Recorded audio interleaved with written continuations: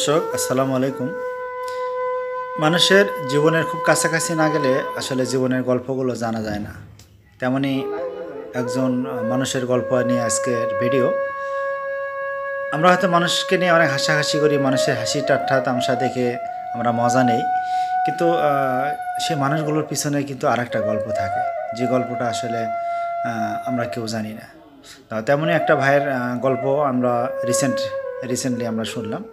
আর যে কে ভাইয়ের অনুষ্ঠানে এমডি মনিরুল ইসলাম, নাটোরের একটা ছেলে, সেই সাত ব্লক, অর্থাৎ সেই সাত নামে সারা বাংলাদেশ এমনকি বিশ্বের অনেক দেশই তাকে চিনে।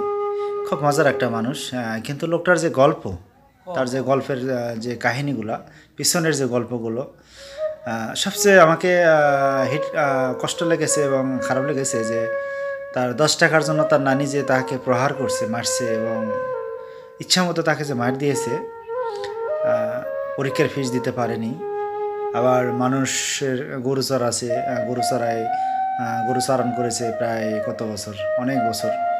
এভাবে আসলে মানুষের জীবনটার একটা পর্যায়ে গিয়া অনেক কষ্ট করে সে বড় হয়। সে সে সবচেয়ে বড় আরেকটা কষ্টের বিষয়, সে যে একটা সময় অনলাইনে চলে আসে এবং ভিডিও করে। কিছু অসাধু মানুষ বা তারই কাছের একজন মানুষ সম্ভবত, সে তার ভিডিওগুলো যেভাবে পোস্ট করতেছিল, সেখানে 3 লাখ 3.5 লাখ ফলোয়ার হওয়ার পর আইডিটা আসলে তারা কৌশলে, আমার মনে হয়, আমার বিশ্বাস যে নাম চেঞ্জ করে অন্য নাম দিয়ে তারা এটা করে নিয়েছে। তো সব মিলিয়ে আসলে এইসব মানুষগুলো ঠকানো আসলে আমার কাছে সেদিন গল্পটা শুনে এত খারাপ লেগেছে যে আসলে কি বলবো, যে আসলে মানুষ কি হয়ে পারে। আজকে তার বিয়ে শাদী করেছে, তার থাকার একটা জায়গা নেই, তার একটা ঘর, এই যে আমরা যদি দেখাই তার একটা ঘর দেখেন, একটা ছাপড়া ঘরে থাকে, অথচ এই অনলাইন থেকেই অনেক টাকা সে ইনকাম করতে পারতো।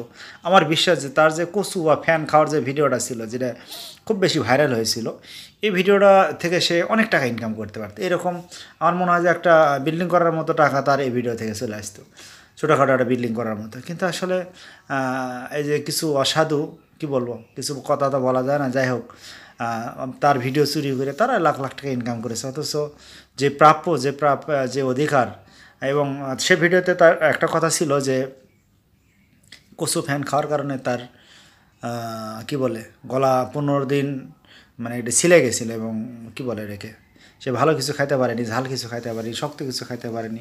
এত কষ্ট করে সে ভিডিও বানায়, যদি মানুষ এগুলা চুরি করে বা করে, কী বলবো, এটাকে চুরি বললাম, করে তারা আপলোড দিয়ে যদি লাখ লাখ টাকা, হাজার হাজার টাকা কামাই করে, তাহলে যারা এই কষ্ট করে ভিডিওগুলো বানায় তারা কি।